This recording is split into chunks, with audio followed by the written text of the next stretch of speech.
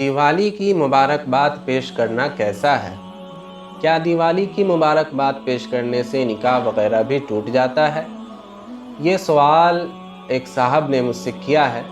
मैं इसका जवाब ये पेश करना चाहता हूँ कि देखिए, दिवाली हो या होली हो या और कोई भी गैर मुस्लिम का त्यौहार हो, ऐसे मौके पर मुसलमानों को मुबारकबाद देना नहीं चाहिए।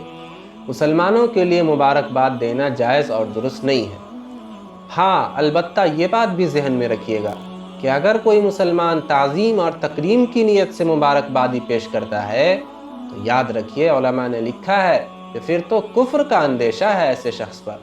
इसलिए ताज़ीम और तकरीम की नीयत तो कतई तौर पर नहीं होना चाहिए, इसलिए कि अल्लाह ने आपको जिस दीन से नवाजा है, इस्लाम से ज़्यादा फ़ौक़ियत किसी दीन और धर्म को नहीं है। आपको मालूम है कुरान में अल्लाह ने कहा इन्नद्दीन इंदल्लाहिल इस्लाम, कि अल्लाह के नज़दीक काबिल कबूल अगर कोई दीन और धर्म है तो वो इस्लाम है।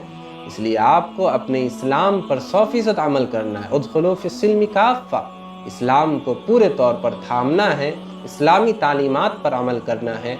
हमें गैरों की त्यौहार में या गैरों के तौर तरीक़े को हमें नहीं अपनाना है, बल्कि अपने धर्म पर 100% अमल करना है।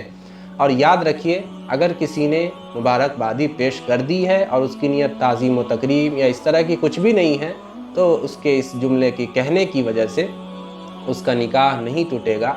लेकिन बहरहाल मुसलमानों को ये ज़ेब नहीं देता है कि वो किसी गैर मुस्लिम को उसके त्यौहार पर मुबारकबाद पेश करे। मुसलमानों को इससे बचना चाहिए, इसलिए कि आप मुबारकबाद पेश करके मिन वजहिन आप उसके धर्म की गोया के एक तरह से तायद कर रहे हैं, या आप उसके त्यौहार की तायद कर रहे हैं, या आप अपने उस अमल में आप भी उस अमल में शरीक हो रहे हैं। इसलिए मुसलमानों को ऐसी कोई हरकत या ऐसा कोई अमल नहीं करना चाहिए जिससे ये साबित हो कि आप भी मिन वजहिन उस पर राज़ी हैं या आप भी मिन वजहिन उसमें अमल दखल कर रहे हैं। मुसलमानों को चाहिए कि वह अपने दीन और अपने धर्म पर 100% अमल करें। जज़ाकल्लाहु खैरा।